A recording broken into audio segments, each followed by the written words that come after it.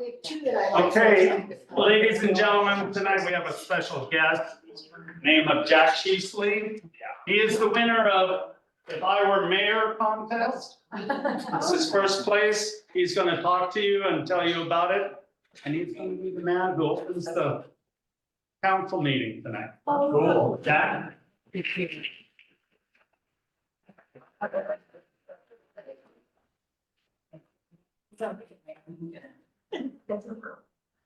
So if you want, you can, I have it right here.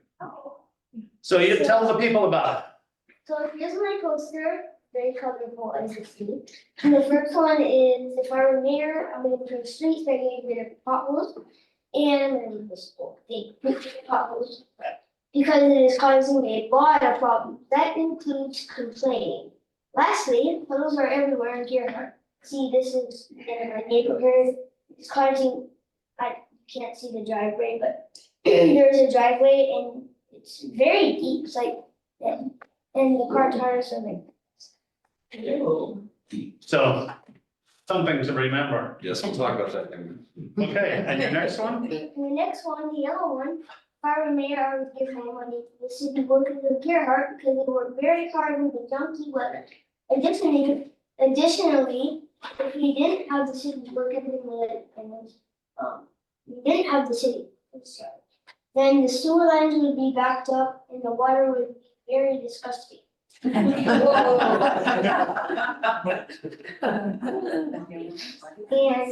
lastly, the other orange one, if I were mayor, I would build a Gerhardt school because a lot of people live in Gerhardt. And the last school got shut down because they thought there was going to be a tsunami. I like that one. Yeah. Very nice. All right. Very nice.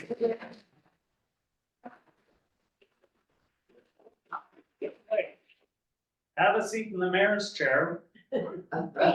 Yeah. I'll push you in a little bit. And can you read this all right? Okay, I, Jack Sheasley, do hereby call the Gerhardt City Council meeting for April 3rd, 2024. Open, hit the cow. Hit the count. Hit the cow.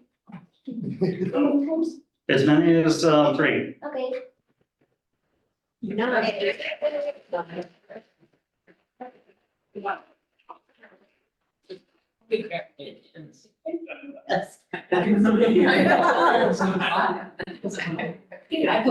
Thank you, sir. Yeah.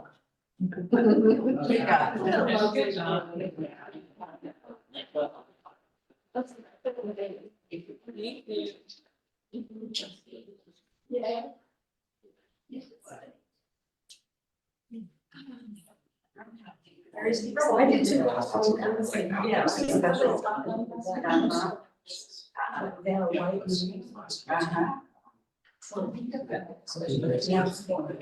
Yeah. Yes, I'm the guy who can face the walls. All right. Okay. To start off, I'm gonna make a motion that we add the post office synopsis to the agenda. Can I get a second? Second. All those in favor? Aye. Against? Thank you.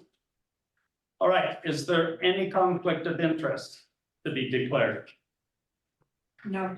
No. Okay, moving on. Approval of the minutes.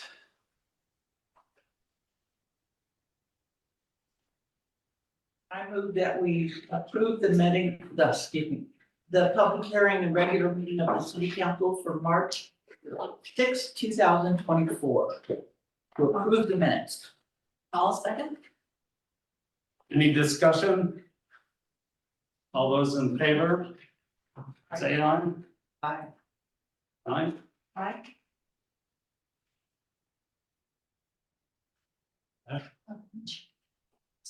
Okay. Approval of the work session minutes. I move that we approve the minutes from the work session of the city council from Tuesday, March 19th, 2024. 2020. Okay, second, All those in favor say aye. Aye. Aye. All right. And the public hearing. Gosh, done. Can we get a motion to approve the public hearing minutes for Wednesday, March 6th, 2024? We did that We one did that. We did, first. It was a combined, the meeting minute. we did combine it. Yes. Okay. All right, as long as I'm covering everything. You are. All right, everyone's got a planning commission report? Any questions for Chad?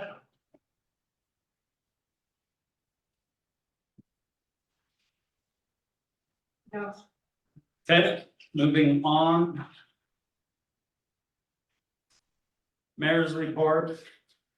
I had a bucket load of meetings in the last month. Including going to class yesterday for 6 hours. That's all I'm gonna report. Council reports. Preston? Nothing to report. Rita? I have something. So I attended the Classic Regional Housing Task Force meeting. And we talked about two things that stick with me. One was the Fenton project, which is in Warrenton, that was started by community and a community member as a project to combine retail community space with low cost housing. And what they don't have in Warrenton that a lot of communities don't have is a community space to meet and drink coffee and all of that. So that was really important. And then I asked to meet with fire station division chief Andy to meet with me to talk about what her take was on the fire station projects and problems and assets. And so she agreed to meet with me, so we met for an hour over lunch. And she talked a lot about the issues with ambulance and the future of the ambulance service, not only in our little area, but all of Classic County. That was really interesting. And we talked about her prior duties versus her duties here. And she gave me an update on the Gearhart Water Rescue implementation, because I was under the impression that we were not current, but she said that we were. She talked about current volunteer recruit and inner training, her research into fire station records and documents, and about the overall misogyny in all fire stations all over the place. And she gave a shout out to Chief Como, because Andy said that the reason she took this job was only because of him and her treatment of women and everybody as equals. And she said she had other places to look at, but talking to Chief Como, that was it for her. She wanted to come here. So shout out to you, Chief. And that's it. All right, thank you. Karen? I have several things to report on. I met with Dana to look at the property between First and Second, that borders the Neocoxy. This is a situation that I personally have been looking into as a citizen for approximately 3 years, since the property was originally sold to the guy who owns it now as a developer. Second thing is, probably most of you were able to see the TV segment from KGW Channel 8 on the Gerhard Elk situation.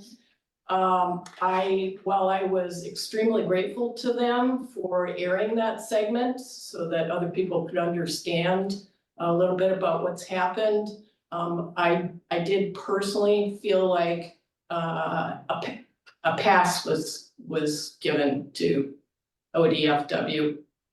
Some questions were not asked, some things were not brought out that I feel were very important. For example, the fact that 60% of the elk that were killed were pregnant. That was not brought out in that report. I could go on, but.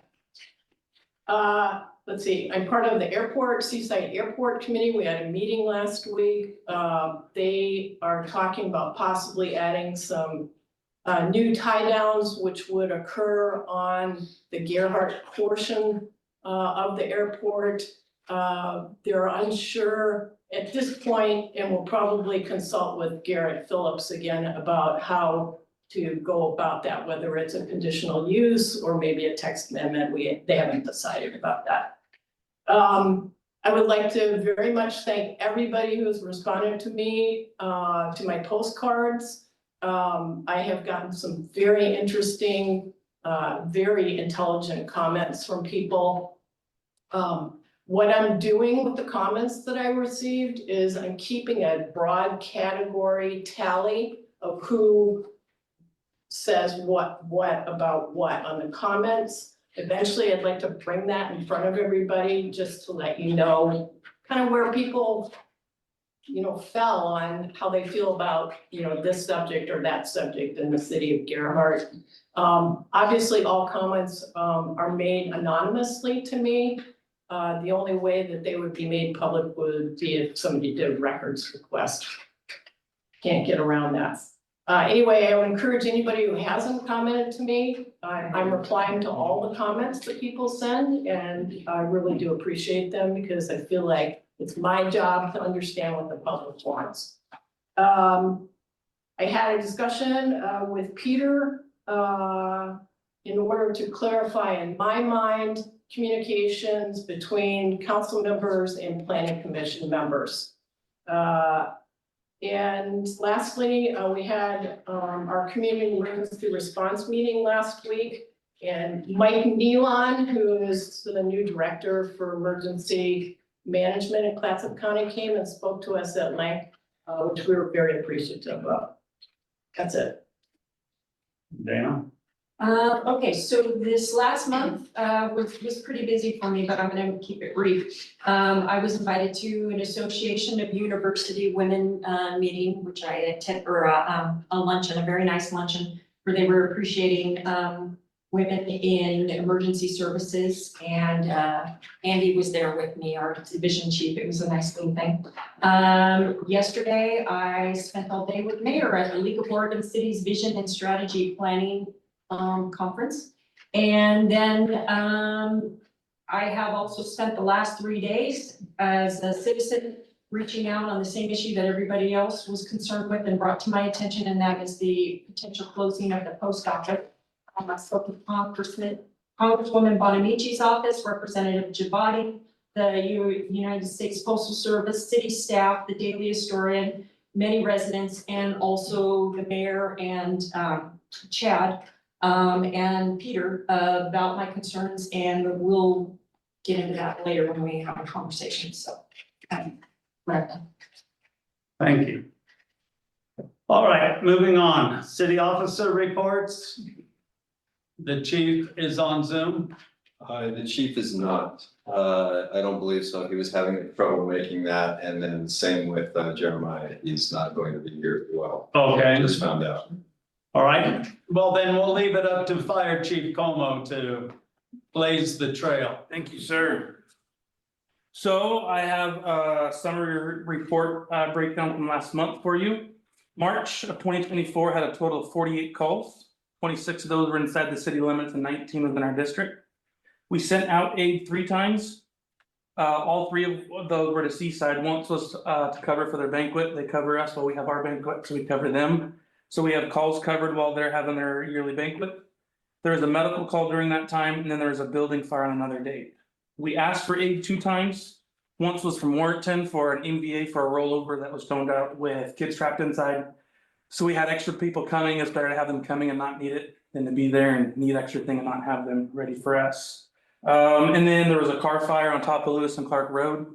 Because there's not water supply up there, I had Lewis and Clark come with their tender right when we're going, because we didn't know where the car was at, whether next to buildings or trees or anything there. So we had them come with that. And then how that compares, March of 2023, we had 64 calls for the month.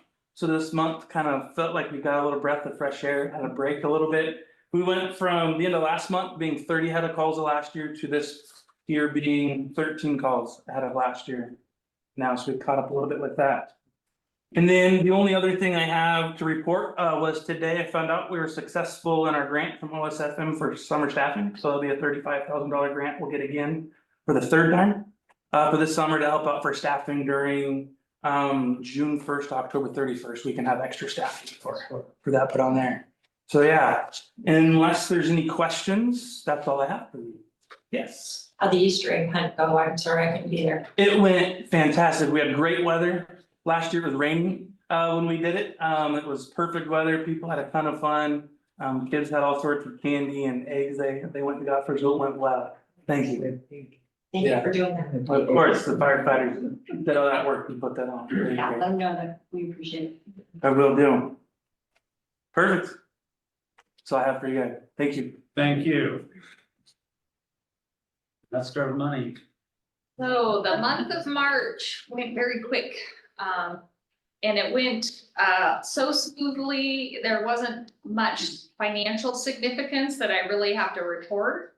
Revenues continued to trickle in, and some mentionable expenditures included payments, and I'll list them here. 1055, the elected official expense, we had some extra postage related to encouraging community feedback and engagement. 1360, gas and clothing maintenance for the quarterly payment to the Gerhart Volunteer Fire Department for gas and clothing reimbursement for our volunteer firefighters. 1363, EMS equipment and operations for replacement of outdated and or expired supplies and medications, as well as some equipment updates. 1370, the conflag expenses for a water tank and a pump equipment enhancement that was put on our new side, that's being built to put on our new side by side. 3054, professional development for public works staff applying for certifications. We have some potential treatment 1, distribution 2, and Stephen Peterson passed his cross connect and backflow specialist. It was a 4-day workshop that he had to go to up in Portland, and I believe that he may have had the highest score in the class, so we're very excited about that. 6049, fuel vehicle maintenance, had some annual routine care, but pushed that line item, and it was both for the Vector truck and a backhoe that we had some work done on.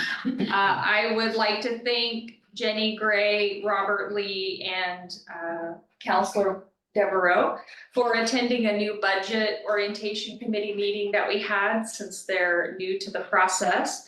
We covered a lot of information, and I really appreciate their time, and I look forward to seeing all our other budget committees members in a week. Okay. Thank you. All right. Peter Watts. Okay, so we had our, we had PSU population forecast. That's something we've been paying very close attention to because it determines the amount of state funds that we get for gas tax, for alcohol tax, for cannabis tax, as well as cigarette tax. I've been in regular contact with the PSU people, and they're actually going to do a breakout of Gerhart as a unique community and our population, because our population, actual population far exceeded their prior projections based on the 2020 census. And I asked Chief Como to pull some data for me because I was trying to demonstrate some of the costs associated with growth. And I found this stat fascinating, so I thought I'd share it. In 2019, the fire department had 491 service calls. And in 2023, they had 744. So we had 253 more service calls in 2023 than we had in 2019. population increase based on a percentage basis, they are actually projecting that Gerhart will have the highest percentage growth on the coast. So that means more state revenue for us, but that also means looking at housing and housing supply and all those things. So we'll continue, I'm sure we'll continue to have conversations, and I'm looking forward to seeing whatever blurb about Gerhart they put into their overall population report for the legislature. We've been, I think, working on a number of requests for proposals and just other things as we're providing service. And so those are all ongoing. And then I too received a bunch of phone calls regarding the post office. And I've been in touch with staffers for both Senator Wyden and Senator Markley. My understanding is that Senator Wyden was contacted personally, so obviously they're aware of this issue. And I think people are, we have a longer discussion on it later in the agenda, so that's probably the best time to discuss what we've learned and what the outcome, what our potential outcomes that could happen might be. But we're keeping very close attention. I'm sorry, I didn't mean to interrupt, but I failed to mention that at that Clatsop Regional Housing Task Force meeting, Peter was also there. You know, he was online, and they did talk about population estimates from PSU. And Peter was a rock star because he had all this information from his past research. And the committee that we were on had so many questions for him, so thank you, Peter. Yeah, absolutely. Great, thank you, Peter. All right, Chad. I'm gonna keep mine short. We got a lot on the agenda today. We've been through a lot of meetings, and I just wanted to say thank you to the council and those that are participating, because you folks are really helping pick up a lot of the duties that are going on. Of course, we have a lot of people in town, we have a lot of things going on, so thank you for that. Meetings seem to be going really well. We're, with the help of the mayor, we're getting more and more exposure from some of the politicians out as representatives and senators. We're discussing things like water, we're discussing things like fire department, we're discussing things like Highway 101. We'll be discussing post office a few more times, I got a feeling. But it's been really nice to see them also come in and participate in the job that we're doing. So I think you're gonna see more from that side of Oregon, coming and learning more about the coast. So thank you for your efforts there. Other than that, I don't have anything else to update at the moment, unless there's any questions for me. Oh, yes, thank you for reminding me, Justine. Gerhart Cleanup Day is confirmed for Saturday, April 20th, 8 to 11. So that's when we put out the brush, or not the brush bins, but the garbage bins out in front of City Hall. And it's a free dump day for residents of Gerhart. We'll also have an electronics box there. There will not be a hazardous materials box. There never has been, and but that is available elsewhere. If you want more information, we can help you with that. Thank you, Justin. That's it. That's it. Okay. All right, moving on. We're gonna go to visitors. Melissa, are you here? I'm here. Oh, geez. I didn't see. So I am here to present the proposal for the Gerhart Street Dance that the city of Gerhart has been supporting for the last, well, I would say for 4 years, not consecutive because of COVID. So this would be the 5th year. It's great response, and if you're willing to do it again, the street dance committee is willing to organize it again along with the city. And I have that information I'm gonna pass around here to you. So we have a budget, we have what that flyer would look like. Gerhart Presents, City of Gerhart Presents, sponsored by both the city and the Gerhart Association, 50-50. And to be held July 5th, Friday, 4th July weekend. Yeah. The activities being the same as last year seems to work very well. good responses. And needs are pretty much the same as last year's one. Chad, I Need would the work. guys to hang stuff on the folder.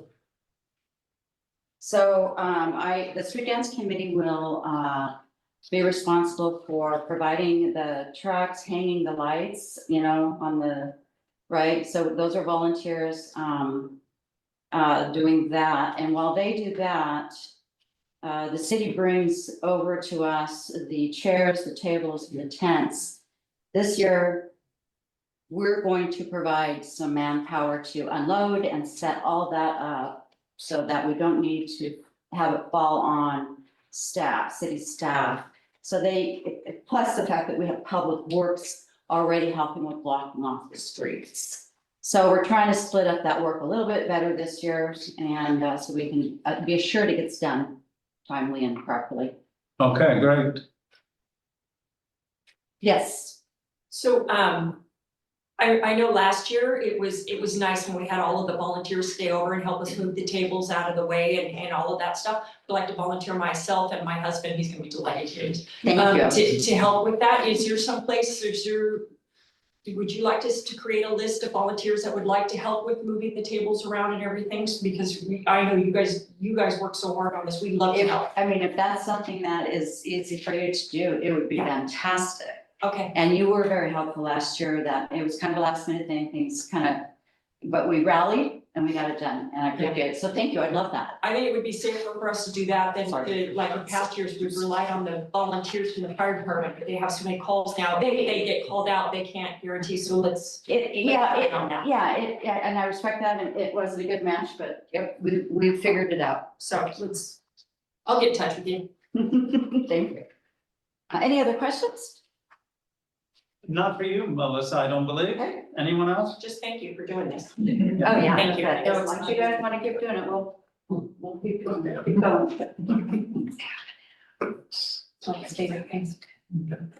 Do we have that? Oh, Yes. We do? Yeah, we can budget for it because this is after July. So we could put it in the budget and we usually put it under Fund 45 celebrations. And we had 1,500 in there, so we will just make sure that we have 20 or 1,350 in there. Okay. So, yeah. What do we need? A motion? Someone give me a motion. Let me see here. Motion to allow. So I make a motion that council, or that we allow the 2024 street dance to commence. Any discussion? All those in favor say aye. Unanimous. Thank you. Thank you. Public communications, written and oral. Anyone wishing to address the city council concerning items of interest not on the agenda may do so at this time. All remarks will be limited to 5 minutes per person. Requests to comment electronically must be submitted by email to the city recorder at info@cityofgearhart.com no later than 4 p.m. the day of the meeting. In-person attendees wishing to speak are required to sign in prior to the meeting. All right, first we'll go through the mail.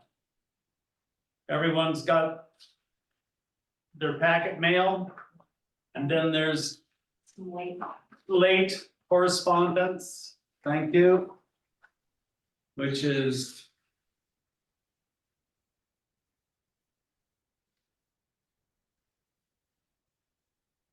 one, two, three, 4, 5. We've got 5 late correspondence, and we have 3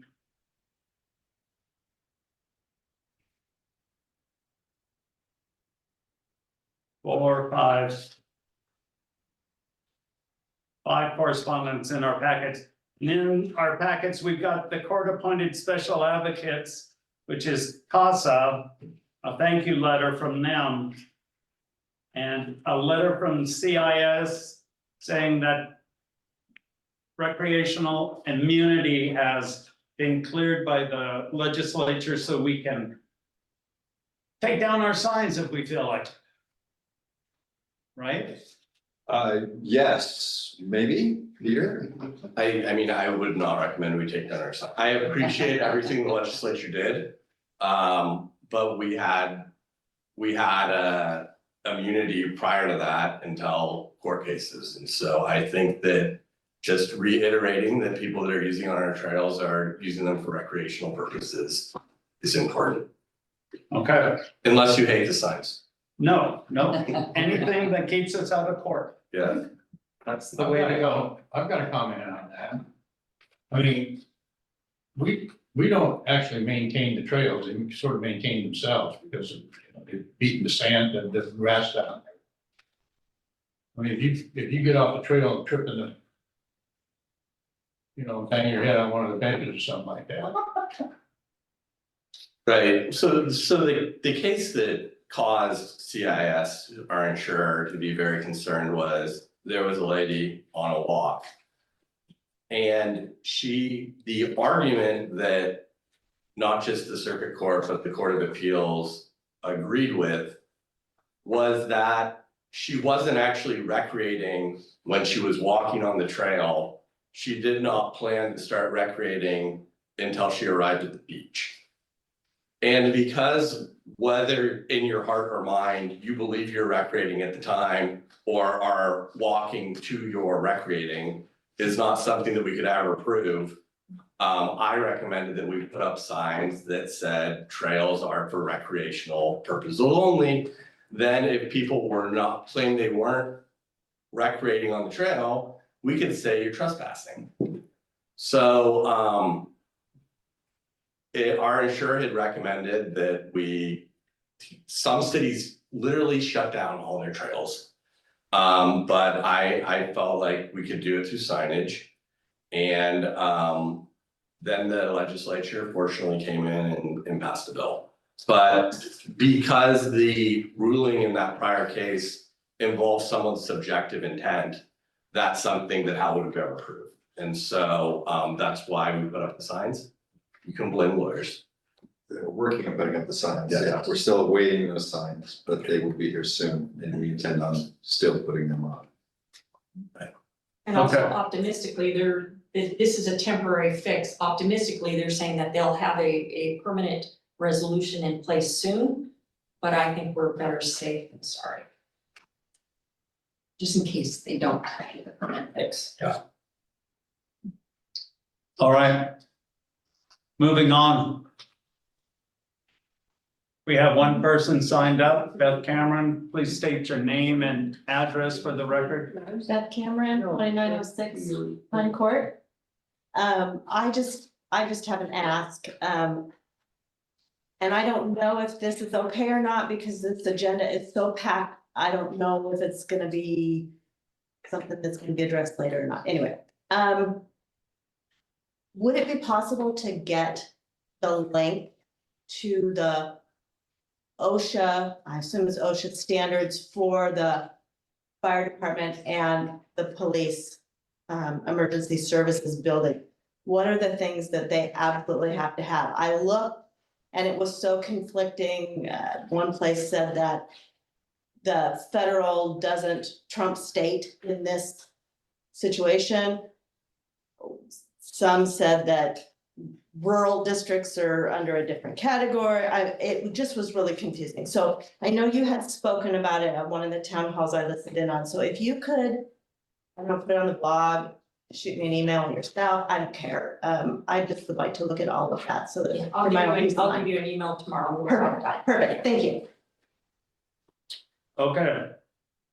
I'll ask, is anyone else willing or wanting to talk? Good. We're moving on. Let's get through all this. I don't see anybody in line. No hands up. I didn't see any when I crossed my eyes. All right, next is ordinances and resolutions. Ordinance 943, an ordinance amending the city of Gerhart zoning ordinance section 3.2 medium density residential R-2 zone. Chad, will you give it? A synopsis? Will, actually, Garrett was going to give the synopsis today, and he wasn't able to make it, so standing in for Garrett is Mr. Peter Watts. He's going to give this. And so in Gerhart, we have a number of what will be termed pre-existing non-conforming uses. And that's that the use was in effect prior to the zoning going into effect. And the zoning going into effect means that they can continue the use as long as they don't abandon the use for a year and a day. So if you were allowed to do something prior to the zoning going in, you can continue to do it unless you abandon it. An example of that would be the Young Life House. That was a camp for many years, even though it's in the R1 neighborhood and that wouldn't be allowed. They abandoned that use for a period of a couple of years. And we're honest that they had done that they had not utilized it in a few years and said, what can we do with this property? And we said it could be a single family residence. So that's an example of a pre-existing non-conforming use. One of those is the inn that is next to the fire station. A hotel is not allowed in an R2 zone. Practically speaking, that means that it's impossible to get financing for rehabilitation and other things because one of the boxes that lenders look at is whether it's an allowed use, which it's not. So it's just allowed because it was in effect prior to our zoning code going in. So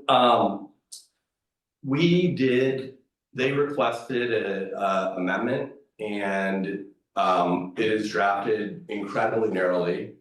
And it, in some respects, does nothing, in other respects does something. And so this would apply to a hotel legally established prior to the adoption of the zoning code of October 1994. Shall be considered a conditional use. We verified that this was the only property that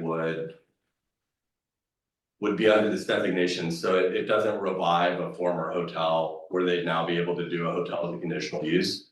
In order to make any changes to the use, they would have to go through the conditional use process. There would be public hearings, so members of the public could weigh in, and then if it got appealed to the city council, you could weigh in as well. The standard on that is that it does not increase the degree of nonconformity. So that standard would really give a planning commission the flexibility to say no or yes. And it would be very difficult for, well, frankly, it would give them the ability to say no if they didn't like any change that was happening, and it would make it very unlikely that someone challenging that would prevail on appeal. Because for that standard, increased degree of nonconformity, you as the city council to a large extent, and then as the planning commission to a slightly lesser extent, receive vast deference in the interpretation of your own code. So if you said that it met your code, you know, unless you're clearly wrong, that's not going to be really something that's appealable. So we had the public hearing on it. Interestingly, there was no opposition at either the planning commission level or the city council. And based on your instructions, we prepared this ordinance for tonight's meeting. So basically, if it was damaged by fire, it'd be able to rebuild. Yeah, because if they, or if like during COVID where their construction projects just stopped, if it got stopped through no fault of their own, you know, instead of the year and the day us saying sorry, try something else, they would be able to rebuild it.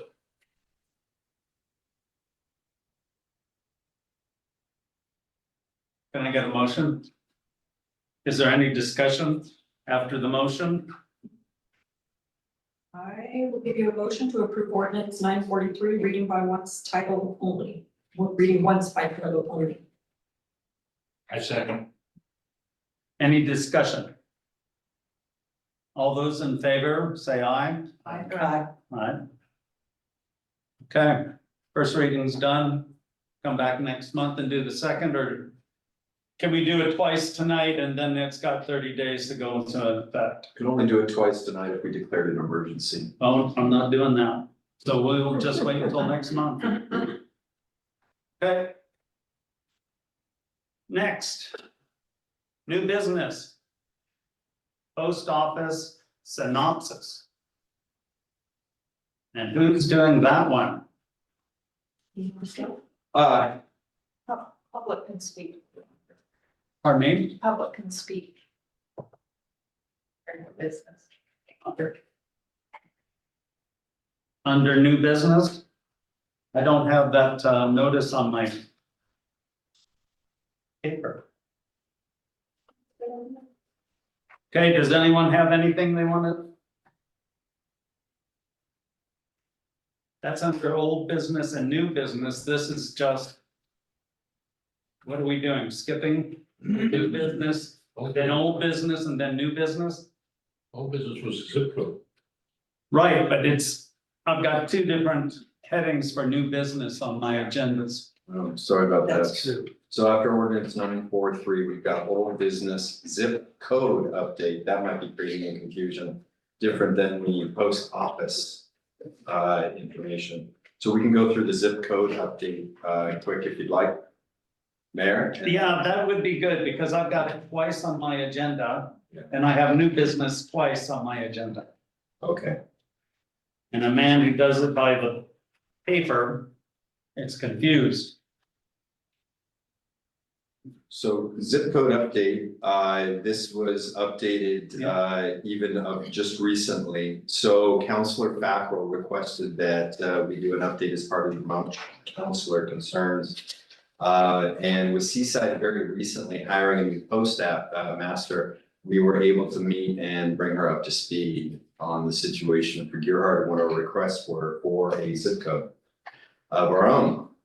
Since it's been in process for almost 3 years, staff provided you with a brief timeline, which is a 1.5 pages long, of how this came about, where we've been.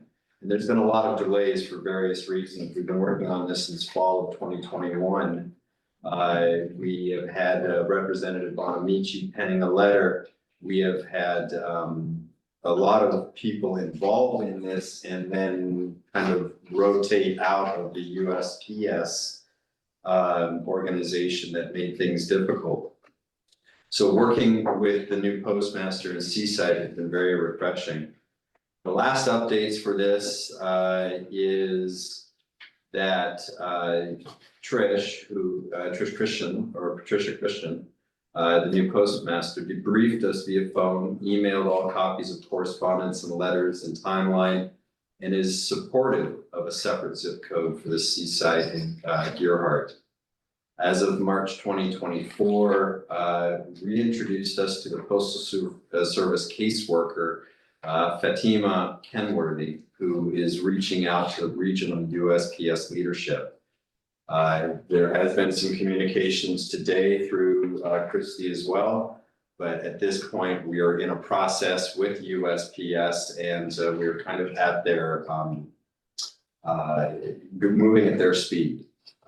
And so that's the information that I have. And Christie, if you're listening, remind me if there was anything that came up today that was important. Nope, Okay, no developments. so that's where we are with the zip code situation. One thing that I think is going to be helpful is all the recent conversations that we've had about our post office. Recent, I mean, since Monday. And some of the folks that are involved in this, such as our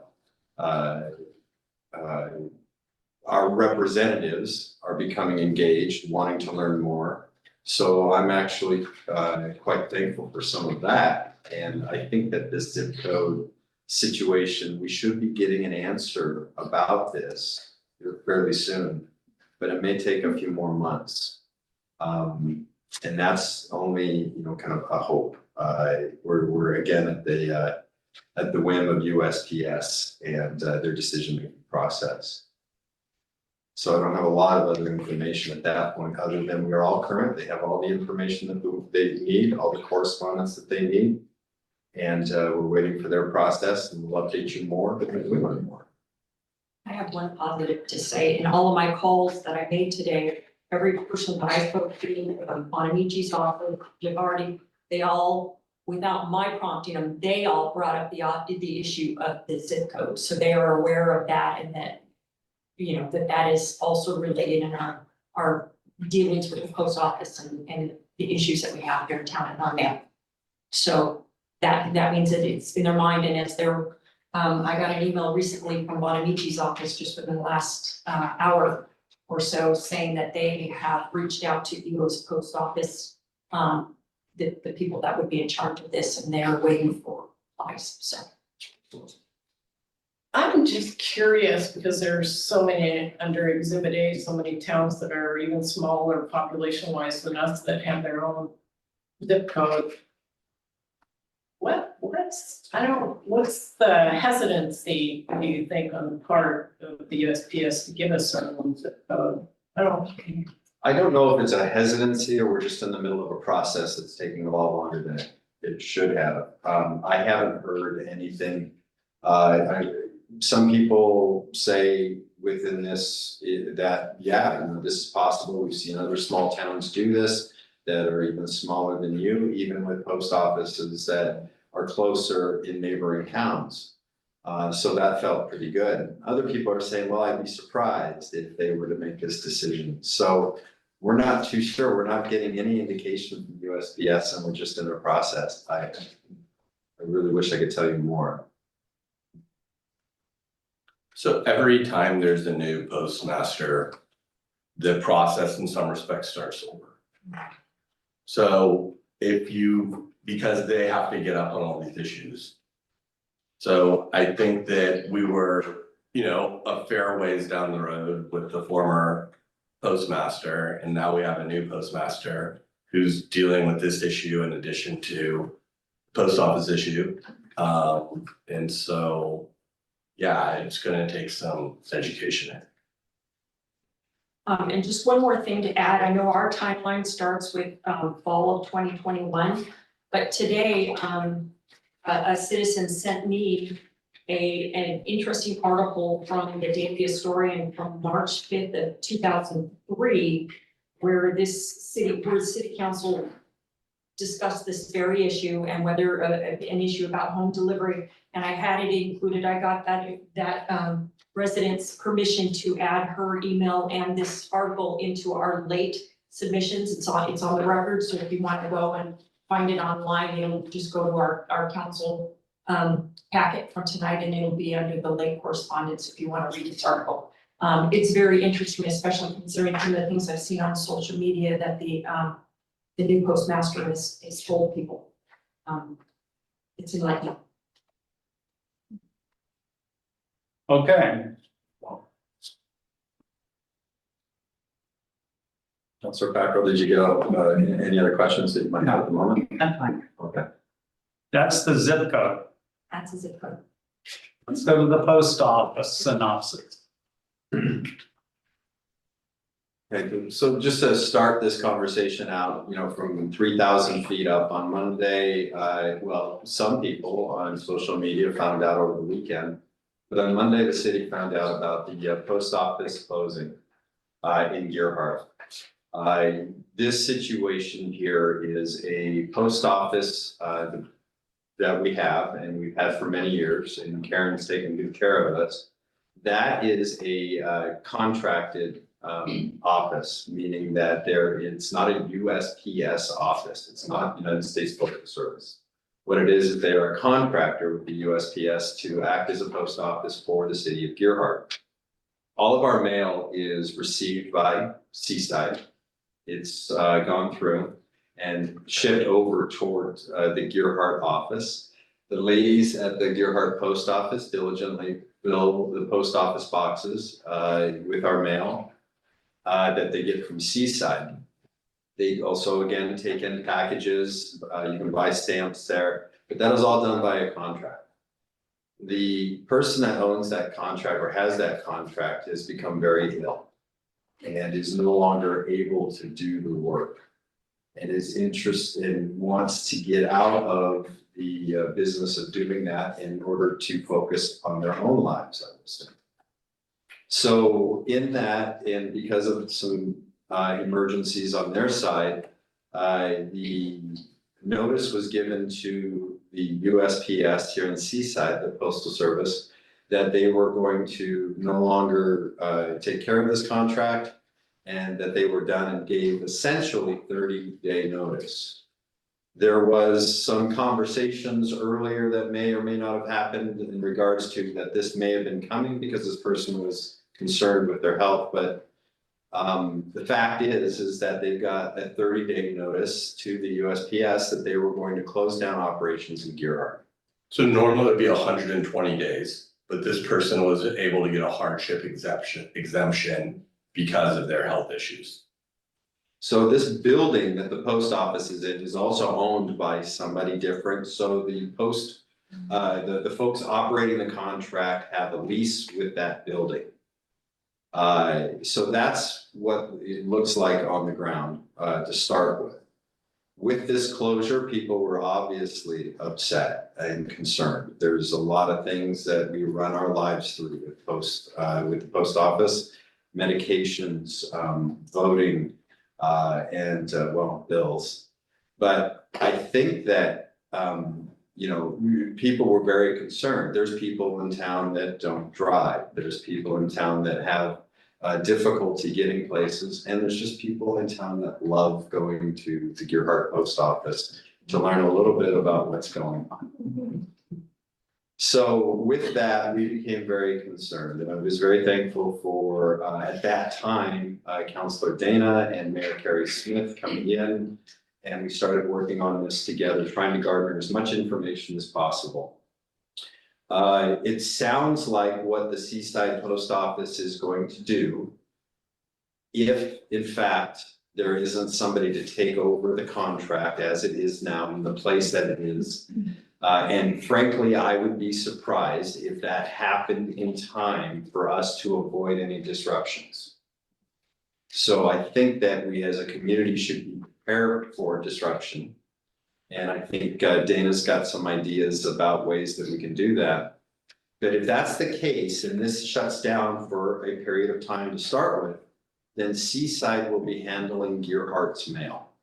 And what this means is that Gearhartians will need to go to Seaside during business hours because Seaside does not have enough post office boxes to accommodate Gearhart. I've heard numbers of 600, 650 or so. We have 700, I have a map here, I don't know, you can't see it, but everything in red are the houses that do not receive home delivery. Yes. More than half of our geographical area. There's about 712 mailboxes, about 2/3 of those are utilized by people who do not have access to street delivery. Some of the houses that are in the red in here do not have boxes because they're simply second homeowners that aren't interested in getting mail here. Or they have, for whatever reason, gone someplace else to get a mailbox. Some people have one already at Seaside. Some people have one down the street here at the UPS or FedEx. So it's gonna impact a significant number of people. So what Seaside is going to do is set up a sorting area behind their desk, and they're going to sort the mail and have it available for folks from Gearhart. Again, that you have to go into Seaside during business hours for Seaside, probably wait in line, talk to the desk folks and ask for your mail. And show ID. Is that, I didn't know that was. You're gonna be showing ID because they won't just give it out because I'm Tom Jones. You know, anyone can do that. So that's the way that this is looking. Now, where we have some hope in this is that according to USPS Seaside, the Postal Service in Seaside, there has been a list of people that have been interested in taking over the contract if it was to ever become available. And now, with the news, I'm sure there's more people that may be interested. There are small organizations that hold multiple contracts around Oregon, and they may want to come in and take care of Gearhart as well. What that looks like, would that be the same type of services that we have now? I'm not so sure. But the hopeful part in this is that somebody will come in and want to sign this contract with USPS and continue the services basically as they are. That's the best case scenario. If that for some reason does not happen, or city needs to come up with another solution to for mail in Seaside, another option that is out there is the possibility, and I don't know where they are exactly in USPS, is to go full delivery service in Gearhart. Now, one of the issues, again, we have 700 people, and you heard from Peter earlier, the amount of people that are moving into Gearhart has been substantial. They've been moving into mostly their second homes, so this isn't something that you can really see or get your hands on. But this is just another piece to that puzzle with the additional people in town and the additional pressures that have been put on that post office as well. So if they go to road service, one of the things that was going around town was that the city of Gearhart was preventing somehow the postal service from doing house-to-house delivery. And I can tell you, we've done some research. In the 13 years I've been here, we've never had this conversation about bringing in more mail service into Gearhart. They've had a lot of conversations in the 2005 period of time, and I recommend you visit the site and read the letter that Councilor Gould was talking about. It'll add a little bit of historical value to this as well.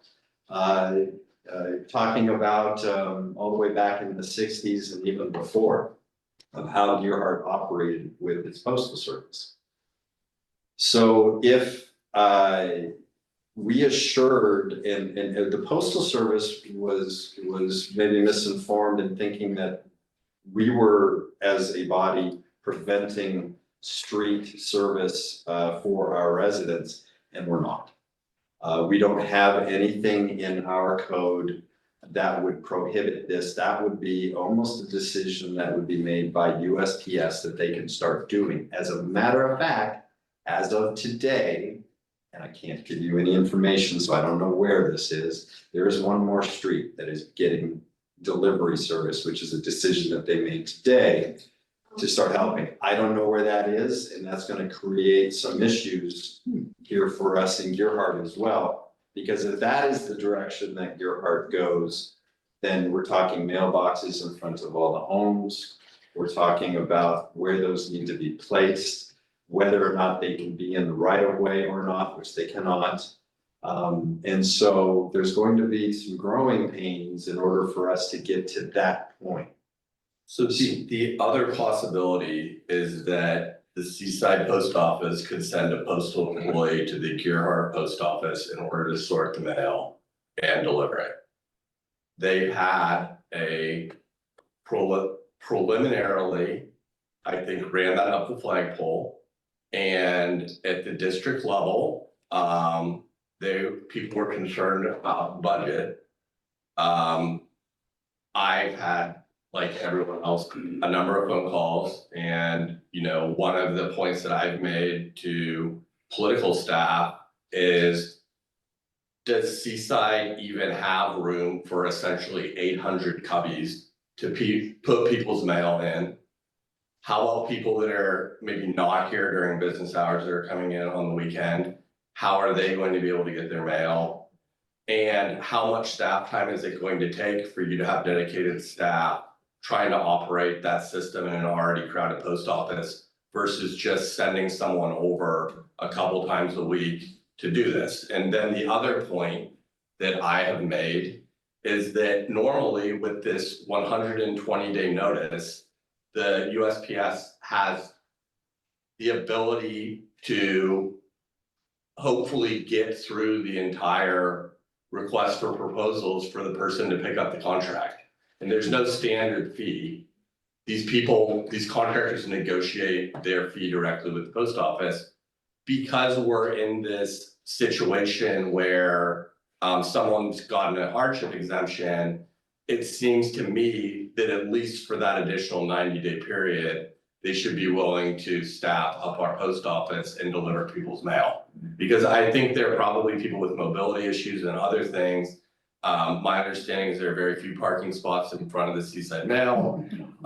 They keep their back door open, which to keep it cool in there, but if your mail is in there, it seems to me like that could create potentially a theft issue or concern of that. I mean, I think there are a variety of reasons that it makes sense for people to advocate to elected officials for an outcome that is in the best interest of the people of Gerhart. And in my mind, I think that sending someone over would actually be the least costly and least impactful outcome, certainly less than driveway delivery for an additional 700 folks, and also you know, just the additional traffic that they would get in their post office, and how would they sort it, and do they even have a room? So I think that those are the type of things that, and I totally appreciate a can-do attitude, but I would hope that the folks over there at their post office would take a real look at what they're proposing looks like, the amount of resources it would take, the harm to people that may be working during business hours and not able to get there. I mean, there are a variety of factors that make me think that maybe they should be willing to look at that staffing option, at least on an interim basis.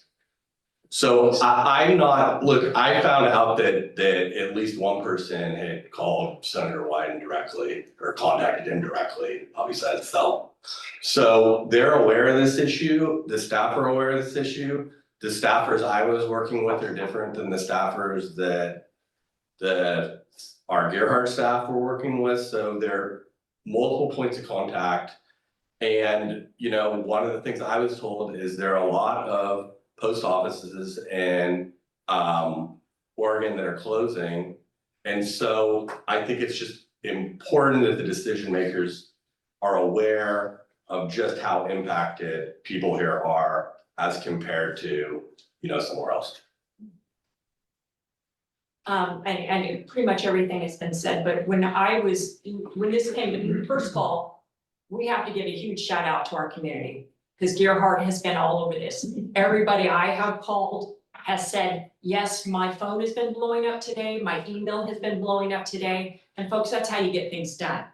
I hate to say it, it's a sad commentary on a lot of our elected officials, but part of my last job, I had to go through a whole class where a lobbyist came in and told us, explained to us how many people your elected representatives really care about, and it's really a top tier. And if you call, generally you're gonna get that guy who's in political Siberia. If he's working here in the city, he's not gonna be the top guy in the office. You know what I'm saying? Those people get taken with them to the Fed, you know, to Washington DC or whatever. So usually you'll get a call back. But everybody I've called today said, oh yes, I'm aware of your situation, and they've already been ready and primed to tell me what their understanding of the problem is. Here's a couple of concerns I had. When we spoke with Seaside, we started off, or at least I started off as a concerned citizen, the way I always do, making nice, and let's approach this with honey and see how many bees we can attract, and maybe there can be a simple solution to this. But I have to be honest with you, I'm a little concerned. I'm a little concerned, and I don't want to badmouth somebody that we're in a partnership with. I just want them to understand that this is not a situation that is gonna go away, and I did let them know, I'm not sure if you understand the scope of this problem. We have people in this community that are 90 years old that have recently lost their license. How is that person going to get over there? especially in a situation where we just lost our busing, you know, or we don't have prime busing anymore. So that is something that, I know that we're all cognitive now, and we may have to create some type of a volunteer program where we're helping our neighbors. You know, maybe we sign up where we do carpools to get our neighbors to get the mail, should the worst happen. I'm hopeful that with everybody working together and us shining a light on this, the worst won't come to happen. And that at the very minimum, they will come over and fill our boxes, okay? So that's one issue. The other issue is that in 4 weeks, we have an election coming up, and I'm sure everybody shares my concern that we want our ballots. And so if you do call or write, I would like you to mention that a quick resolution would be in their best interest. And I did let them know, hey, Gerhart people are very intelligent, they've got a lot of time on their hands, and they're not afraid to write letters. And so this stuff is gonna roll down to you, so please take this very seriously and know that you're gonna hear a lot about this. And y'all have stepped up, everybody has stepped up and are doing their part. Okay, so we have to come up with a volunteer program. Now, somebody else has been saying, well, they'll just start home delivery, and I've been getting a lot of emails for home delivery. Why couldn't we have home delivery? Let's have home delivery. And then I'm also getting the emails from the people that's our city water cooler. Everybody likes to go down there and meet, and you don't go down there without a full face of makeup because you're gonna run into somebody you know and be able to talk about something and learn something about our community. I appreciate that also. But if this is something that is within the purview of the post office, and we'd like them to meet with us and come up with a solution, but if the only solution that they come up with is home delivery, as Chad said, we'll have some issues to resolve on our end as far as who can put in mailboxes, how much is that gonna cost, where are they gonna go, things like that. Those are fairly easy fixes. But if that's the only way we can get our mail, that may be it may not be necessarily a bad thing, because we live in an Amazon culture now. And all you have to do is visit the post office, and you're gonna see that it's probably within a short period of time, we would outgrow that mailbox or that mail station anyway. So we should be looking towards the future. Home delivery may not be a bad thing. So if you are for home delivery, I would also be interested in hearing from you. If there's something that we're not considering in this conversation, I'd love to hear from you. I looked into this as a citizen. I made it clear to everybody I was calling, or pretty much that I was, you know, I'm calling you, I am the city councilor, but I'm calling you because I'm about to lose my mailbox. And I'm concerned that my next check that I need will be sitting down in the post office to let me pick it up. It's a concern. It's a concern for me, and I know it's a concern for you. So I can't say that I ended the conversation being as nice as when I started. At least not all of my conversations. But I'm interested in hearing from you so I can represent you, and I'm sure everybody else is. Just so you know, Mayor and I did have a conversation about this, and my blog post today was a way of communicating to the other folks here what I've done, because we can't, outside of a meeting, it's difficult for us all to have conversations about what's going on. So I wanted them to be updated, and with that, I'm done. Thank you. Anyone else? Okay. That's it for the post office. I have a question though. Okay, why don't you ask it? Thank you. How do we find out who we should be contacting? Will somebody put something on the blog so that we know exactly who to attack? I will, I'll Attack. yeah. Okay, thank you. I will, how about if I put a list of the people I've contacted, and one of the people I'm planning to contact tomorrow is our county election official. So she knows that this could be a problem for her. Okay. But then the usual Bonamici, Javati, who else is involved? Senators Wyden and Merkley are Yes. really it's really the federal elected officials that are. Cause it is a relatively small amount of money that it would take to get someone from CSEC over here. I mean, I've heard a couple of different numbers.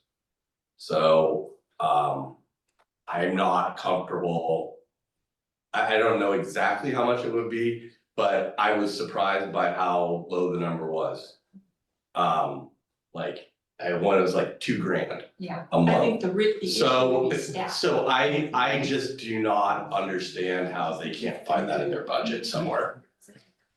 But, you know, as everybody's implied, the squeaky wheel gets the grease, so, you know. So, point of We order. can speak, I'm yeah. gonna ask in the back, Sandy. Who would pay the rent on the building though?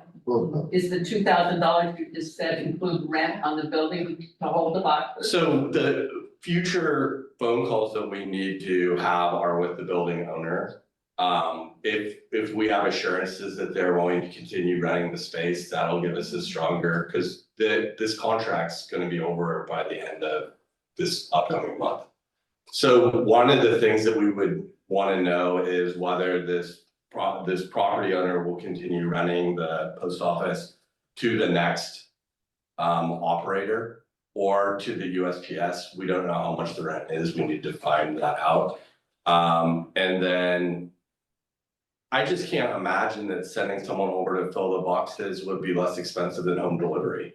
Because our roads aren't actually built out to the edge of the right of way. So this isn't a situation where they can be in a little Jeep and stick the mail in the box. This is a situation where they're probably gonna have to park the Jeep, walk the street, putting in, I mean, it's going to be a work. Not to mention everybody putting in mailboxes. And I mean, I do not think this would be a very difficult decision to see what the path of least resistance is, but we're gonna have to connect some more dots. And this is, I got a call, the first call I got was Sunday. And I told Chad, when I called him on Monday, I wasn't gonna call you on Easter. And he said, you should just call us. Anyway, but, we've learned a lot in a very short amount of time.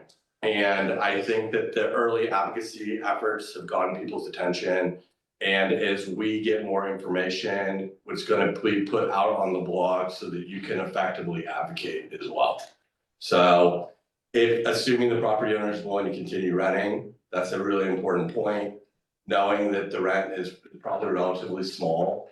And then can someone really make the claim that door-to-door delivery would be less time intensive or staff intensive than sticking mail in a box? And can they demonstrate that they can keep the mail safe and organized in Seaside so that people can efficiently get it? And I think that particularly given that we have some people with mobility issues, I think those are really the points that people need to hear. And again, we're like 3 days into this thing. We're still gathering a lot of information. Yeah, I just had a point of order question. Since it's a new topic, can't you accept public comment? And we're kind of doing that right now, but. Yes. Oh, okay. So just as a president of the HOA for Shamrock Pines, I shared some concerns with you via an email, and I appreciate your advocacy on this. There are other questions, can communities set up their own mailboxes? Researched a little bit of that. Also talking to Trish. For our neighborhoods, only 41 houses, it cost us about $4,500 just to get the boxes and then installation. And they're saying it would be incumbent on us. Seems like that would be part of an overall solution for them. So I just think we need to think about some additional possibilities on this rather than just one solution fits all. Obviously, the zip code, old business, is something that needs to be resolved and cared for on a weekly basis. Yeah, I mean, a weekly email to somebody. Anyway, and then I really do think that I hope that the city of Gerhart would not seem in opposition of moving forward with daily mail service with concerns here and concerns there. But I think the perception needs to be looking for solutions for homeowners and not putting up barriers and objections. So I do hope you take that position. Okay. Yes. I have a question regarding packages then. If somebody came from Seaside to just put the mail in the boxes, what would happen with packages because they don't fit? So you would need somebody there to staff to be able to, have packages in a secure place. I would say that you'd be going to Seaside to get your package. That's. It's certainly a question we can ask. We did ask that, and I can't tell you any more than before I asked the question. We did invite them here tonight. So we're not gonna let it go. Gary, Yeah, Jack. we are in a subdivision that I believe is the only subdivision that has these freestanding mailboxes or mail banks, depending how you refer to it. We have not had a problem with 42 homes.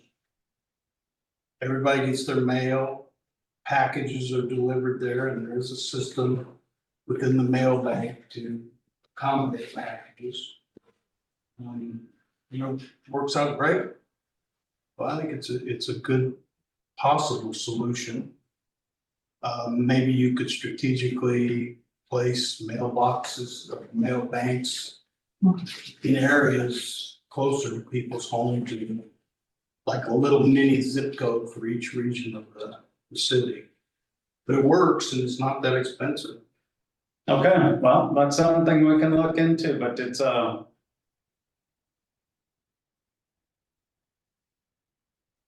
it is the customer of the USPS's responsibility. So if they decide they want to have a mail bank, it would be that group of people would be responsible. And I can tell you, after looking in some of the rules, one of the rules with the USPS is the mailbox has to be on private property. The house that it serves. That means people with their encroachment on the right of way with landscaping would have to remove that so they could drive up if they were doing drive up deliveries on streets. So all that landscaping would have to go away so they could drive up to your property line, which is basically where your water meter is, and deliver the mail. I'm speaking of 3 banks for 43 houses. Yeah. There's no individual home deliveries, they go to one. Jack, I know what you're talking about. I've driven on Fifth quite a few times. It's And don't you think that's sort of simple little way of doing it? Well, so it's up to the USPS to decide who gets mail delivery at their homes. So they're under no obligation to provide Of course. mail delivery. Of course not, but can't So you just add? only 25% of the houses in Gerhart, my understanding is about 25% get daily mail service to their homes or banks, if that's how the neighborhood association gets it. That is one of the questions we're asking is, are you able to provide mail service? And what is the timeline? And we don't have an answer to that. Well, she said yes, and I'm suspicious of that answer because if you all recall 2 years ago, I know when I was running for office, there was a problem with the voters pamphlet. Some people got it the first day, some people got it the third day, some people never got it through the mail. And then through that, there became a very public discussion about their lack of staff down there. So I would be delighted if I was wrong. But I am very cynical that they can actually achieve that, but I am not, I would love to have my mail delivered at my house. I am one of those people that has had difficulties because the post office, or let's say I order something from Macy's or Nordstrom or whoever, they use the post office system to determine whether my address is valid or not. And if the post office doesn't deliver to my home, I'm not in their delivery bank and they say that's not a valid address. And I know I'm preaching to the choir here that everybody's having a problem along those lines. So getting home delivery would, to me, be ideal. But then I also have heard from people that love having the post office boxes because they like going down there, they like seeing their neighbors, and they like the being able to travel and not worry about what's happening with their mail and whatnot. So to wrap it up, I can see why some people like the post offices. I am getting more and more people saying they like home delivery. I'm not opposed to it. In regards to your comment about the cluster boxes, as long as you are clear that you are paying the post office for this service. And it's between the post office and the homeowner as far as how that is delivered. So like, for example, an HOA could come together and say, we want to do mailboxes, and the The post office understands the HOA as a group, they're gonna agree on where those post office boxes are gonna go and they're gonna pay for Dana, we paid nothing. them. Okay, let me, if I can finish, We please. paid nothing. Yes, sir, I listened to you and now it's my time to speak. That's how communication works. Okay, so when you say, I want it to be delivered to my house and you put a mailbox out there, that's an easy fix. But if you decide, if we decide we want cluster boxes on every street, then an entire street has to agree to where that location is gonna be. And everybody on the street has to agree to pitch in money for that. So you can kind of see where there might be a problem if there's somebody who says, I don't want home delivery, I want to keep my post office box, rather than have to pay a couple $100 for a cluster box. That's where we could potentially have problems. Now, if people are expecting the city to pay for those cluster boxes, again, it gets back to, this is, you're paying the post office for this service that comes out of your taxes. If the city were to do that, we have no budget for that. So you would incur a new expense. Somehow we would have to pass that cost on to you and you would be paying for the same service twice. You would still be paying for it. So that is a discussion for down the road. This is just all what ifs at this point, because the post office is not their strategy. And that is our first goal, is to put pressure on them to get a clear strategy as soon as possible. And I'm sure we have to move on, so. Well, I was gonna suggest we could move on because we've got a few more things to go through. Okay. We're now going to new business. Anyone wanting to comment on new business that we have? This is your chance, 3 minutes. Is what is allowed in our new business request for comments. Seeing none, we'll move on to the groundwater modeling services and request for funds. Thank you, Mr. Mayor. And we also brought with us Mark McFadden, who is our Public Works Director for the city of Deerheart. Mark's been with us for a very long time, does an excellent job. The last month, the council improved these proposals, or a proposal for seeking groundwater monitoring services, specifically to develop a groundwater flow model to assist in the assessment of potential increased pumping at Deerheart Municipal Wellfield, currently operating under Oregon Water Resources Department permit to appropriate public waters. The primary objective of the request scope of services is to support the city's request for an additional water right, and to evaluate a range of potential wellfield pumping scenarios, and to assess potential impacts of wellfield operations at specific locations. The city received one bid for council to consider, which is attached. Public Works Director Mark McFadden will also be able to review the submission, and it's a favorable recommendation. City staff is also requesting funds up to $83,000 to fund the awarded bidder. Council options are there. Recommendation is that staff recommends awarding Hyatt Geosciences LLC, the city's groundwater monitoring service project, and awarding funds up to $83,000. The legal analysis on that is proposals were advertised on the League of Oregon Cities RFP site, post office, city website, social media, and blog. It's another reason we got to keep that post office.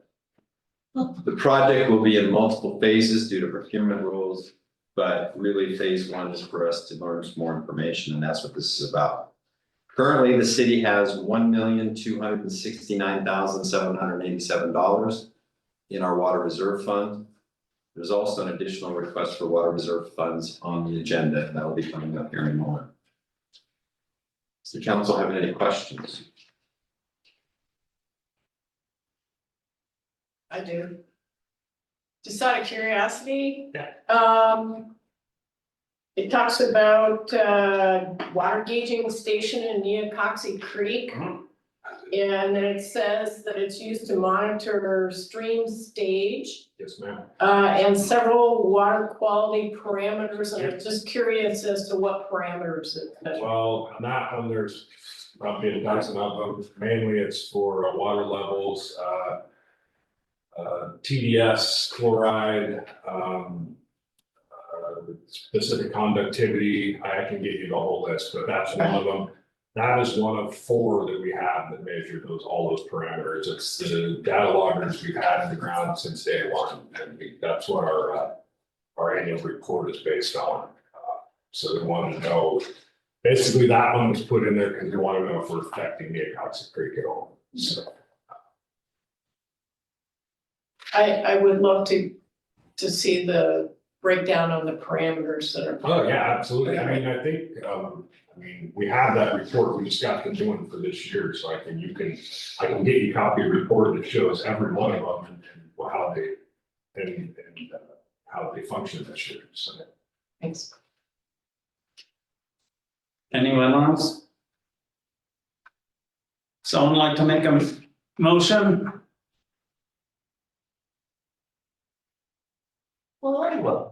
Okay, I move to award groundwater monitoring services project to Todd Groundwater of Hyatt Geosciences LLC and approve the funds request up to $83,000 to cover the cost. okay. Any discussion? Well, I can tell you that Chris has been with us since the first day we drilled our first well to get our own water, and he's the one that got to bid on this. He knows more about what's going on around here in the groundwater. Anybody but me, so he's really qualified for this. I'm excited to be working with him on this. All those in favor say aye. Aye. Against?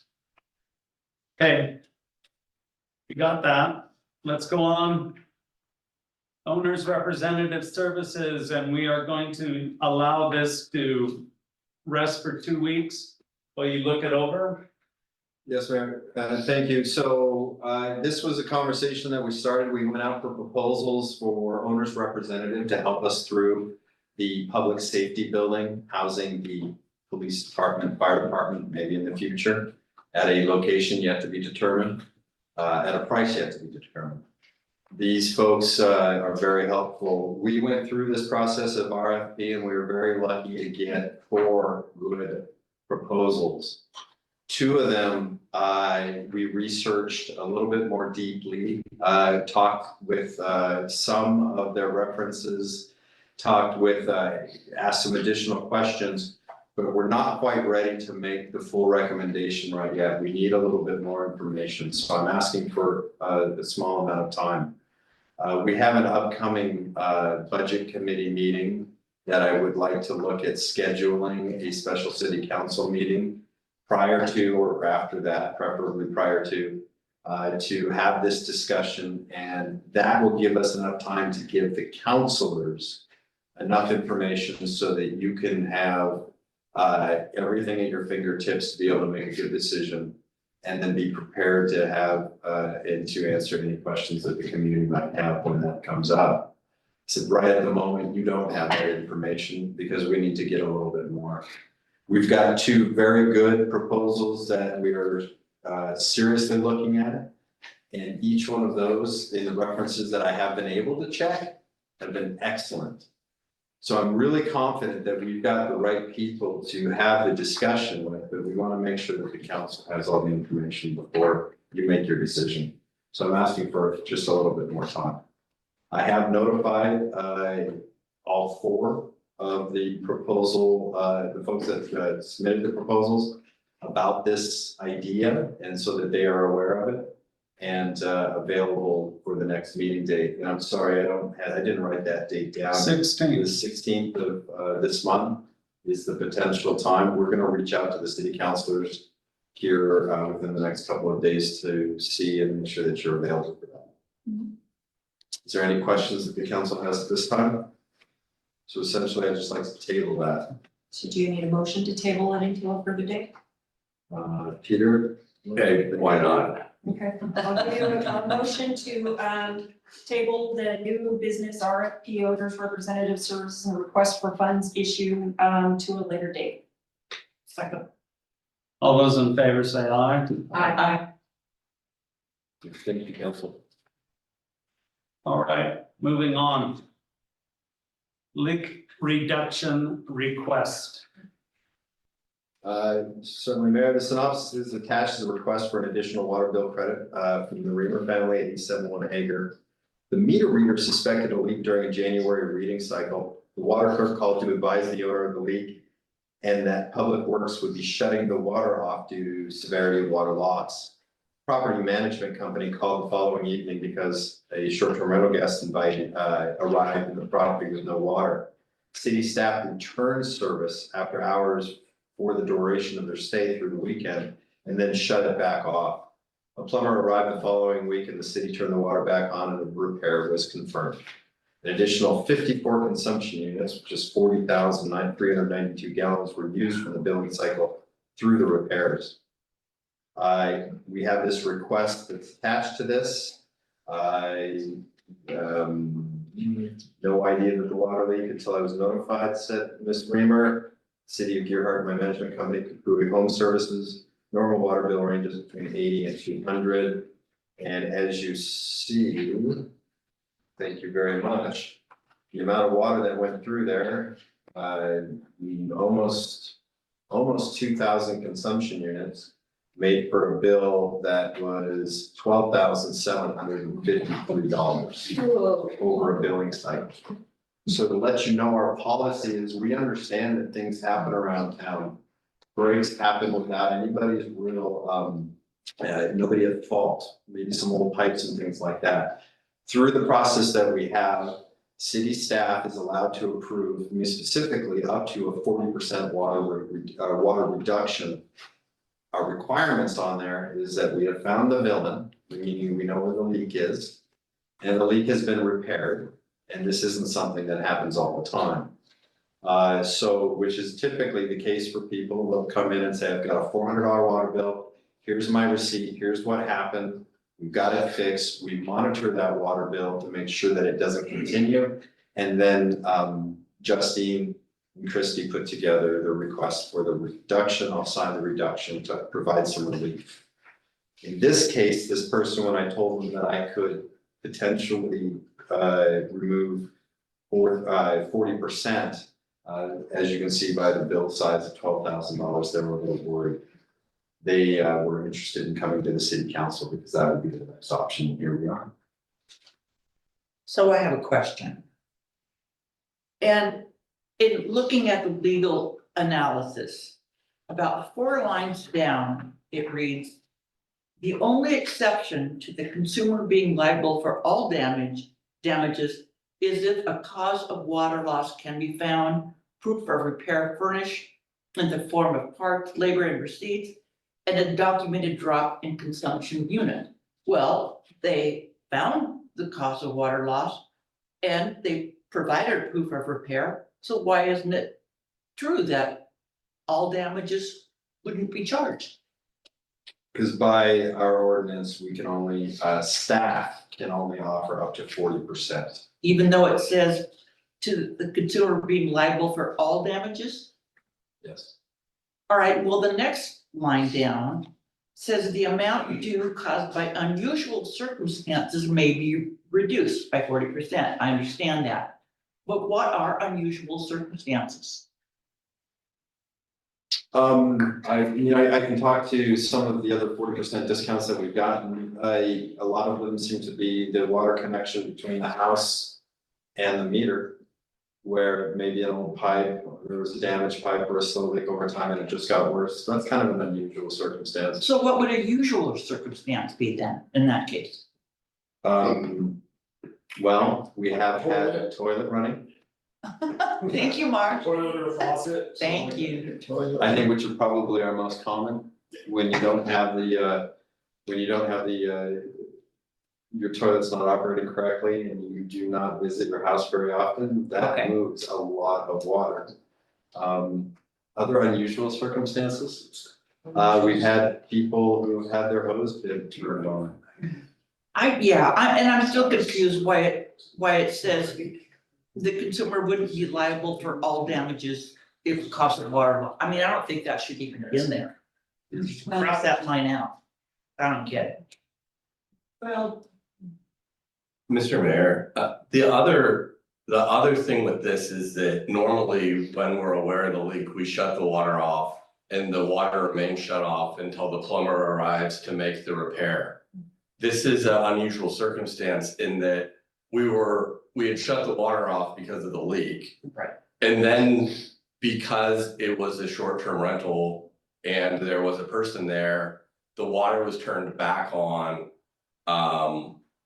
until the short-term rental was vacated, at which point it was turned back on and repaired. So we don't necessarily know how much water went through during that duration, but that is where this differs from ones we've seen in the past.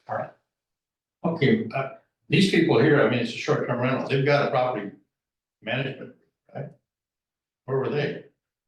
I believe they were involved in that. They called us asking for us to turn the water back on. Well, no, but I mean, you know, in the time it was started, I mean, this happened within 2 months. Yeah, the only way they would have been able to know there was a leak is if they would have read the meter, because this was an underground leak, and so the water wasn't showing. Or maybe a toilet was full. Yeah, this one is where they actually paid, well. I read it. Yeah. So they paid to get it repaired. They found the error. Do we know how much money they made off of being able, us turning the water back on and then being able to maintain the people that they had in their place for the weekend? I mean, they didn't owe that money. I'm not sure. I'm not sure if they did make any concessions or not, or whether or not they got a full stay out of it.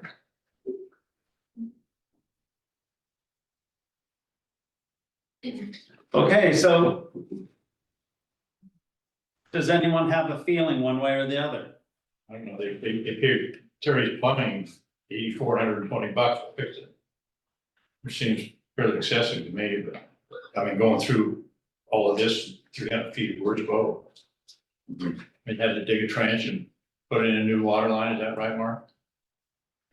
As far as I know, I wasn't actually on that job site, my other guy, Steven.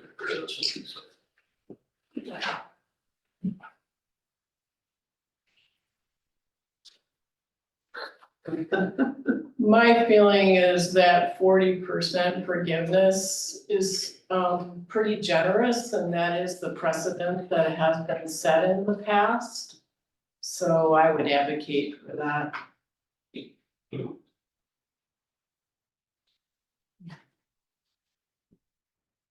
Someone want to make a motion then? Or does someone want to discuss further? Well, I guess my where I'm on the fence with this is this isn't our money, this is their money. And it's not their fault either that there was a leak on this property that is essentially a business. And I mean, I do sympathize with somebody who got an $8,000 bill, but I have to imagine if somebody was fully occupying that house, wouldn't you hear something? Or you wouldn't, Mark, would you hear Not something? necessarily, sometimes you can have a leak, it'll come up across the street somewhere, the way the sand is here, the rock, it could. Sometimes if it's outside, you wouldn't necessarily know, I've seen some that. They had a leak, and I mean, I couldn't even find it in the yard, but it's there, so, Particularly if you're on sand. yeah, exactly. Okay. Well, I agree with Sharon. I'd go for the 40% reduction.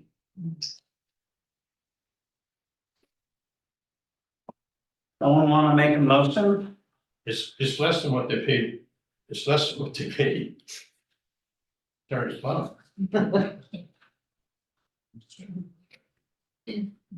I move that the city agrees to reduce the water bill by 40%. I'll second that. Any discussion?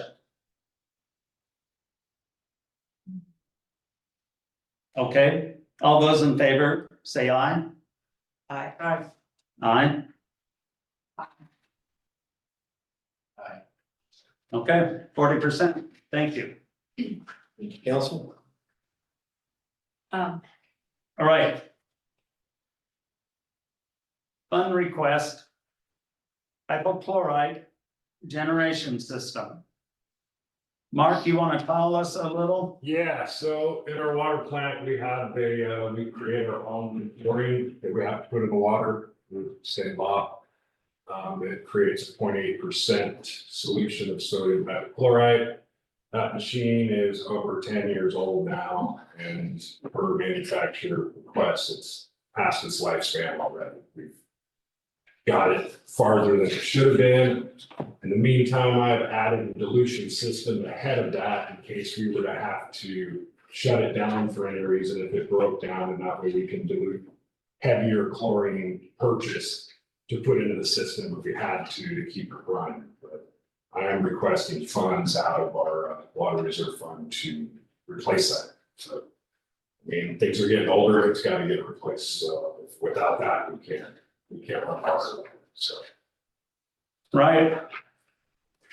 Anyone got any questions for Mark?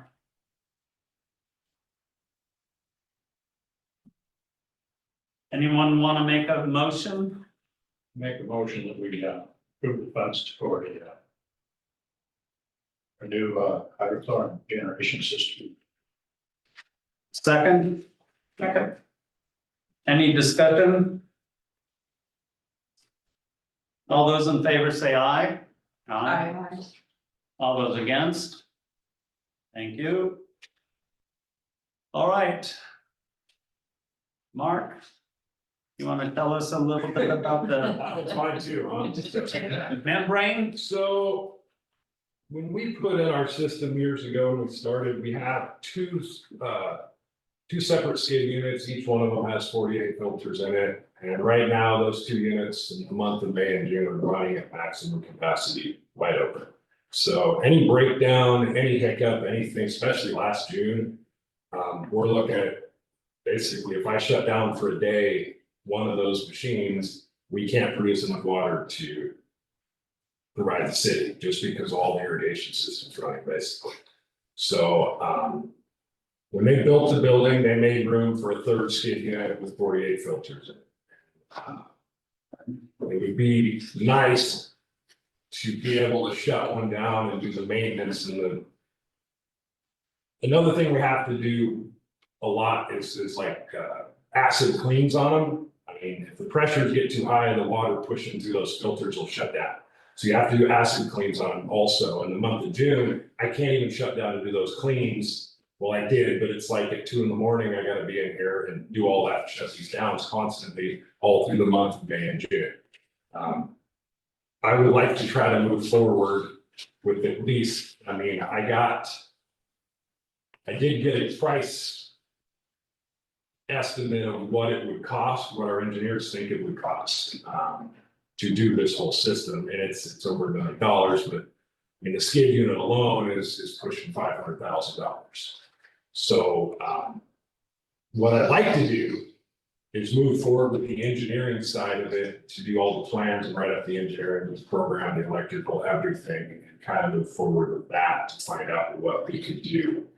And possibly even just do it in phases, you know, purchase some of the equipment if that's what we can do. Or, it's moving forward, if we want more water rights, we're gonna have to have more production. So, I mean, the water rights don't really do us a lot of good if we can't make the water. So, that's kind of where we're at. Right. So right now, this is just for a RFP. RFP for the engineering side of it, the design side, so to begin with. That's where they'll design the whole system. I mean, there's a lot of electrical, a lot of programming, a lot of piping, a lot of all that stuff that goes into it. So, and possibly some of it we could probably do ourselves, but it's. We won't know until we get the engineering side done. So Mark, how do you change the filters with with the system running full blast all the time? How do you change those filters out anyway? We replace them like every 6 years. We don't have to change them out. So all we gotta do is clean them. So they sit in a bath of water and we just add chemicals to that water and heat. We heat the chemicals, heat the water, it circulates, but it takes 12 hours. So that one machine is shut down for 12 hours every time we do an acid clean on it, which is once a month. But when you're running, each machine at 300 gallons a minute, which is the max for each machine, they plug up quicker. So once a month in June goes to once a week, maybe once every 2 weeks.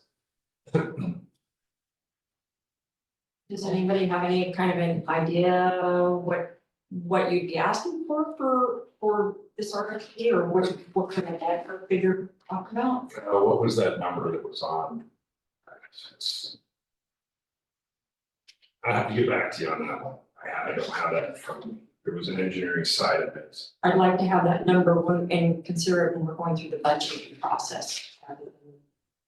I don't feel comfortable saying, I personally. Well, not knowing that number. No, and we don't have to, and we don't know. I mean, it depends. We don't have to go with the RFPs when we get it back. It depends on what they come back. Yeah. with. So it's not, I'm not asking for the money right now. I'm just asking Okay. to. To do explore what? that. You're asking To to, put out an RFP for the engineering side of this. right? Yeah, go ahead, get it done. As far as I'm concerned, we need it. Let's find out what it'll cost. I mean, and I got the cost estimate from Kennedy Jenks. They're the ones that initially did all this stuff. So they have all the original drawings, everything. They're the ones that set up everything to add this third skid, so. And we're gonna need this thing anyway, right? Down the road, yes, absolutely. So do we need to make a motion or get consensus? And I tell you, things aren't getting cheaper, so. This is just part of our communication, just trying to make sure you know what we're up to, but we would like, before going out to something like this and doing an RFP and advertising it, we want to make sure that you folks are on the same page and would advocate for us to do that as well. So that we're not wasting your time. Well, you've already heard me. Yes. It kind of goes right along with asking for more water rights. Asking for water rights, we gotta have more production. That's right. I mean, it's, So,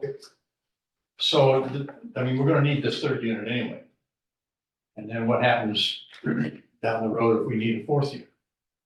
I mean, It's a new, we gotta start, we'd have to start all over. Yeah, I mean, because there's a lot that goes into it too, because our tanks are only so big. Our backwash tanks are only so big. I mean, our chemical supplies are only so big, so it's, once you get beyond the third unit, it's a whole. Okay, it's. all right, you got it. Thank you. All right. You want to lead this? Yeah, this shouldn't take very long. Great. So in the past, I have been approached by citizens who say it's not always really clear when we change an ordinance or when we take action that affects them and that they need to be aware of. We don't always do a great job of communicating with them those changes so that they can comply, and I tend to agree with that. And my thought was we would do a better job of posting it in the, on the blog and in the post office. But I don't know if the post office will, how long that will continue to be, or whether that's viable or not. But I would like us to hear any suggestions about how we could better communicate, whether we perhaps include something in a water bill, hey, this is something new coming down, or we make sure that we do a blog post. I know that we post our agendas and everything else, but to some people, they're not interested in this, but we need to give them a specific, hey, we just changed the water, the water ordinance, this is what you need to know. So.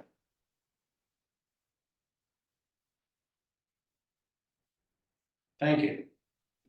If you have any thoughts, or have any better ideas, or if you would agree with me, I'd appreciate listening. I agree with you. I agree. I'd also like to see it in a water bill because some people don't read stuff on the computer.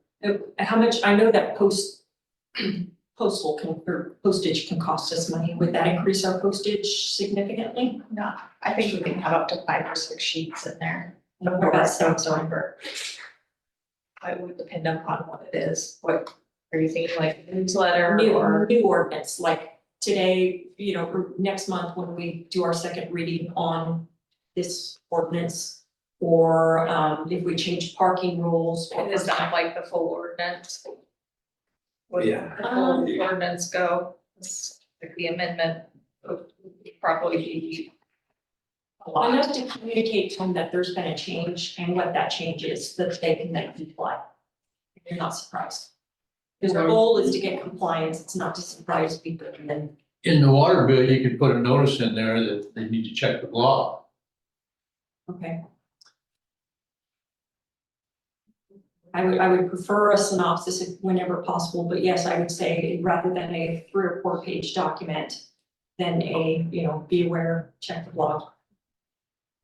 You know, my bills from Seaside have the message at the bottom of their bill. It says, this is happening in Seaside, so we could maybe alter our billing, or is that strictly? No, you can alter the building, but I think we have the back page of the bills, the back page, that we could use. Yeah, it's just having people turn it over might be more than some people would want to do, I don't know that we have enough room on our current, we'd have to look into it, like, I don't know if there's. Go down learn it. I mean, there's only so much you can do. Yeah, I mean, we can't read their bills for them, but I would at least like to make sure that we take one more additional step. Updates, check the block. There you go. okay, I think we can make some improvements in regards to that. I think that celebrating afterwards and especially putting that onto the blog and the website that, okay, here are the changes, and here is the ordinance. Would be a great start. Adding to the water bills and doing that because there's a 2-month period of time and the amount of communication that we want to do and how much does that add, we'll have to take a look at those sorts of things. But I think that city staff, we can make an effort to celebrate some of the things that our council is working on. And then notify people of when that is, and if we get it on the blog and a special posting, I think that'll cover a lot of people, it's not gonna cover everybody. Might start the conversations as well. If it's something that's very important and it's a big change, then, yeah, the water bills would be a great place for that as well. So we can come up with a couple of ideas of how to get the information out a little bit differently. Make it, so that people are aware as many as we can. We'll come up with some ideas to give it a shot and we'll start with some of the things that we are coming out with today. I don't have anything definitive for you at the moment, but I think that we can get the postings out, get them on the website. And talk about some things like the ordinance for the R2 zone. And if we need to adjust it later, we can always adjust it later, but then start, see how much success we have. okay, And then we'll reach out to you and see how it's going. sure. All right. Techniques, I won't have a mailbox. Do you feel good? Thank you. Okay. Work sessions prior to council meetings, discussion. That's me again, Mm-hmm. but I made my case last time. I think it would be helpful for staff and it would be helpful for us if we had a scheduled short work sessions before council meetings where we can do our bric-a-brac. And now therefore we get our council meetings, we can plow through, having already had some of the discussion and minutia. And those that want to listen in on that can, and our visitors don't have to sit here and listen to it. I was not necessarily suggesting it in lieu of our, 5th Wednesday of the month meetings or the meetings that occur periodically. However, I wouldn't be opposed to canceling some of those if we really don't have anything important to speak about. I would rather cancel it than have us all show up and say we don't have anything important to speak about, because every time we do that, staff has to give up their personal time to be here to write reports, and to me, that seems like not a good use of our staff time. Okay. So as you saw, we didn't use a work session today. We'll do that.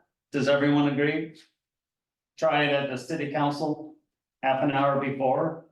I'd be willing to try it, like to just stipulate that it might not, we might not like it, or, just like. Yeah, Yeah, this is just something we're gonna try.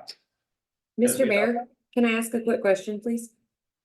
Okay, Well, if you want to try it out at the May 1st meeting, you're supposed to have a 5th Tuesday work session the day before on the 30th. So is this a situation where you would want it in both places? this would be something I'm gonna think about, and I'm not doing that right now. Okay, no problem, thanks. No, thank you for bringing that up, because I didn't know the 30th was Tuesday.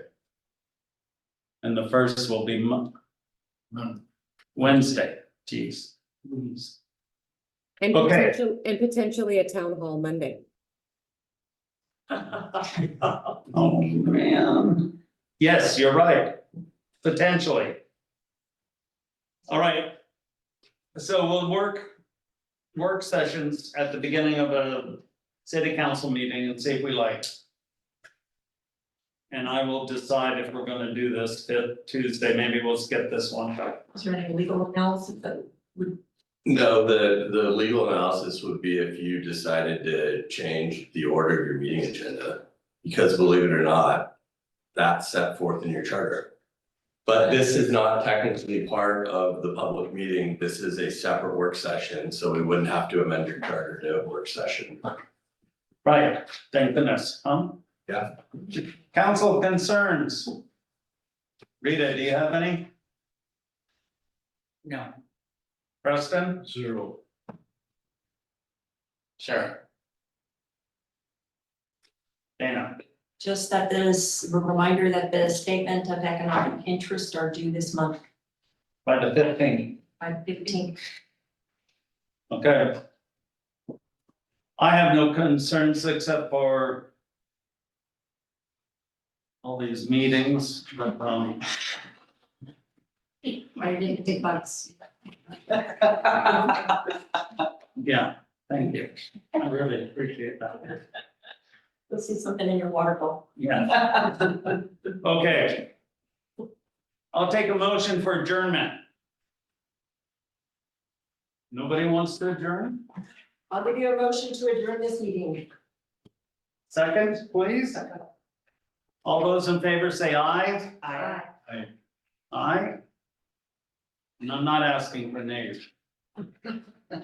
I'm done. Okay. Thank you very much for coming out, everybody. you?